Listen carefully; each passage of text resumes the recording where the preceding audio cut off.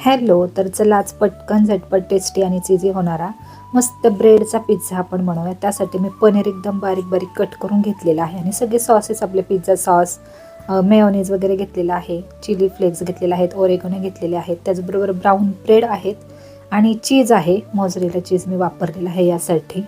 आणि मग काय केले, पनीर एकदम छोटं छोटं मी कट केलेलं आहे पनीर आणि त्यामध्ये मग पिझ्झा सॉस आणि मेयोनीज थोडंसं टाकलेलं आहे, थोडंसं मीठ टाकलेलं आहे। आणि काय होतं, जो ब्रेडचा पिझ्झा आपण बनवणार आहे ना, त्याला खूप छान अशी चव येते मस्त।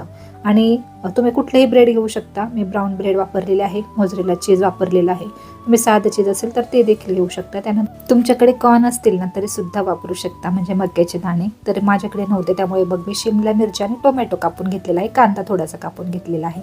आणि मग या ब्रेडच्या स्लाइसला छान मेयोनीज आणि आपला पिझ्झा सॉस लावून सगळ्या भाज्या वगैरे त्याच्यावरती छान पसरवून, व्यवस्थित पसरवून, त्यानंतर जे पनीरचं आपण तयार केलेलं आहे ना मिश्रण, तर ते देखील भरपूर पनीर मी टाकलेलं आहे, कारण असं तर पनीर खायला मुलं कंटाळा करतात। मग अशा पद्धतीनं भाज्या पनीर सगळंच पोटात जातं। आता पनीर असं टाकलं ना आपण कशात तरच मुलं खातात, तसं जर भाजीतलं वगैरे असेल ना फक्त ग्रेव्ही खातात। आता काही काही माझी तर मुलं पनीर जास्त खात नाहीत, मग मी असं काहीतरी जुगाड करते आणि पनीर मी त्यांना खायला लावते। आणि भरपूर असं चीज टाकलेलं आहे, त्याचबरोबर ओरिगॅनो आणि चिली फ्लेक्स देखील त्यामध्ये टाकलेलं आहे। आणि छान तव्यावरती म्हणजे आपलं जे चीज आहे ना ते वितळेपर्यंत आपल्याला हा पिझ्झा छान व्यवस्थित असा भाजून घ्यायचा आहे। आणि चीज वितळल्यानंतर तुम्ही पाहू शकता किती सुंदर आपला पिझ्झा दिसतोय।